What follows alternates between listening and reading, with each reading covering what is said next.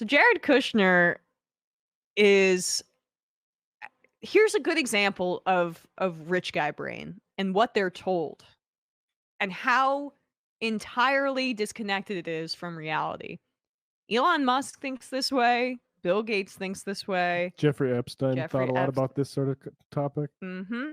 I mean, Walt Disney infamously felt this way, and you'll see what I'm talking about when he gives this bizarre answer to the live stream that reportedly had like 550 people. 500 views. Hilarious. Yeah. We could probably get him on the show, actually. We should try. Here he is, Jared Kushner on his book tour.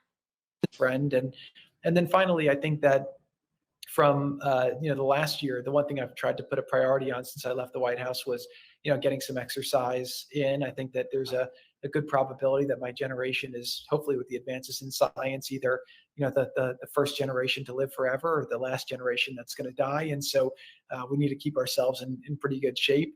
And then the other thing I like, the last generation that's going to die. What does that mean? Yeah, what does that mean? Well, I mean, I kind of know it. I listen to some of these science utopian folks. I mean, Michio Kaku is a famous one, but they basically say, death and aging is an engineering problem and one that we're going to solve. Now, I think that is plausible in like the long term. I don't think this is the last generation that's going to die. I think more generations are going to die. I think there's going to be a lot of death in the future, unfortunately. I mean, but you know what's a good way to get a rich kid like Jared Kushner to maybe listen to you on your venture capital pitch is to say that I'm developing technology that could allow you to live forever. Right. I mean, this is how rich people like create meaning in a world where they're denying like just regular healthcare to people. Like, oh no, we're gonna innovate our way with these giant piles of money into us living forever. I mean, even us as a protected class of like the wealthiest elites, as well, as opposed to like generally broad taxation that could create a universal healthcare program, so there could be broad standard of living increases in this country. And I'll just say, like, if we do come across a certain technology that allows people to live forever, that should be denied wealthy people until that is able to be expanded to everybody else. We should impose death on wealthy people until we're able to make that a equitable technology. Rich people should not be allowed to live forever. I don't think anyone should be allowed to live forever. Did he read Tuck Everlasting? Like, come on, that is known as it is.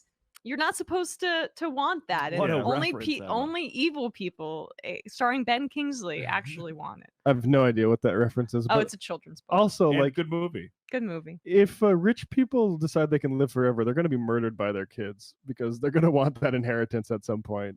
So I don't think I don't think this is actually a real concern. Yeah. So what of procreation? And I thought all these guys were concerned. Maybe that fits in well with Elon Musk's fears about depopulation. No, right? Because Elon Musk, I think, mainly is concerned, well, with a couple of things. One is having some sort of trollish response to the fact that he keeps knocking up his executives. But also to have a pliant, like, regenerating labor force. And if it's just like 300-year-olds, that you can't really put them onto the Tesla factory floor. They're not as nimble. Fingers not as nimble. There is something to the psychology of Elon Musk, though, because it's also his father's psychology about spreading his seed everywhere. Yeah, it's weird. I would like to explore maybe when we have a little time in our gag reflexes. Again, Jeffrey Epstein was all about that as well. It's a rich guy narcissism thing. Yeah. I mean, did you ever see those documentaries about how there'd be like a doctor, a fertility doctor that would use his own, like that was a God big complex thing. Yeah, there was I think a case in Ohio or Indiana that there's a documentary about, and this guy has like 300 kids now because he was, I mean, just to be graphic for a little bit. Yeah, they get off on like having their DNA replicated in mass, and it's like how monkeys behave and wanting to be the king of the tribe.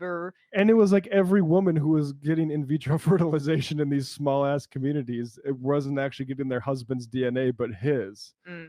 Crazy. I mean, yeah, wild.